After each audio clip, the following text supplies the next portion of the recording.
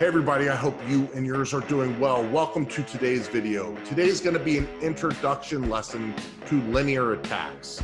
In the very near future, I'm going to be sharing a lot of content on how to deflect linear attacks utilizing Wing Chun hand positions and footwork. So I thought this would be a good place to just get you started. I hope you enjoyed today's lesson. And if you haven't already, do me a favor, hit that subscribe button, 1-inch punch that bell notification, and give these videos a thumbs up. I look forward to seeing everybody in the next video to come. Take care. Welcome to today's lesson, where we're going to get back into linear deflections and take a look at utilizing different hand positions to deflect incoming linear attacks.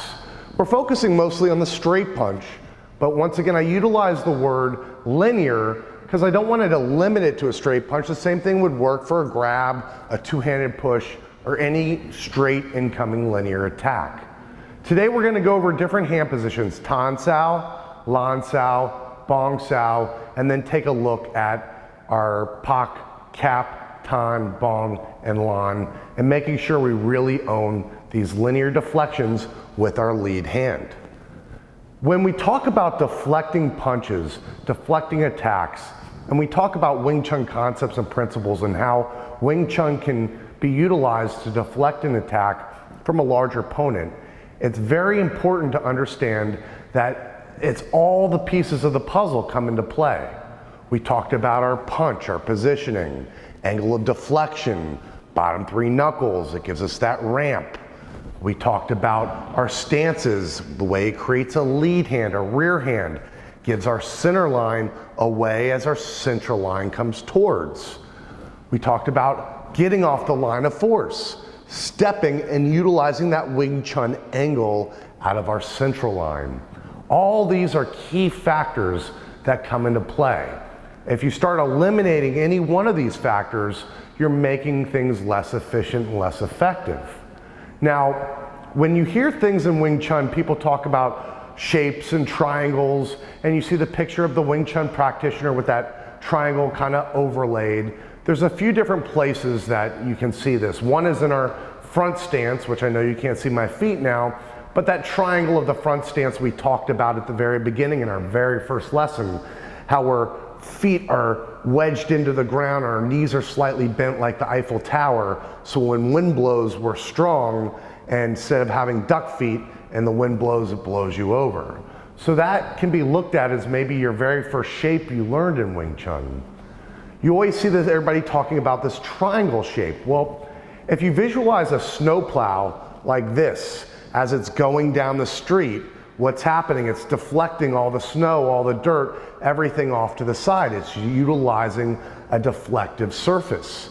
And that's what we utilize in Wing Chun too. Whether you want to look at it as a triangle, a wedge, a snowplow, anything that you can visualize to help you is fine. So you see this kind of triangle shape from our center. Now notice if I take a right neutral, my feet are in right neutral now, and look at my hands now coming into that right neutral position. Here's that kind of triangle wedge still here. It's being formed. There's the one slope of the triangle. My rear hand forms this other slope of the triangle. So this right neutral position gives me this triangle wedge, or a left neutral or left forward. Essentially, this is forming this wedge triangle shape. Take a left neutral stance. I'm in a right neutral. When he throws a straight punch, there's my wedge right to him. Throw that again, wedge. Now stay right there. See the wedge here, how that works. Throw the punch again. Pak Sao's forming that wedge. One slope of my triangle did the deflection. If I made a mistake, I have this rear slope of the Wu Sao to help deflect off to the other side. Now we come back again, one more time. There's my wedge. And then he punches in. Here's my wedge with just my Pak Sao, or capping punch, or Tan Sao. Now, if he stands a little bit at an angle and throws a hook punch, you see the wedge coming straight here from our center line, as we discussed in the Bill Sao, how the hook punch, we flow out of our center line and a linear attack central line. Most importantly, combination of everything when you're doing your deflection. Good footwork, getting off the line of force.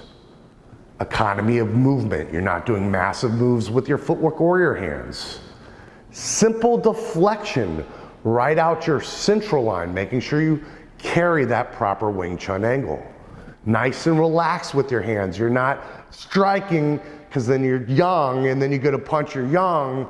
You're deflecting yin, relaxed, so when you punch, everything's coming out yang.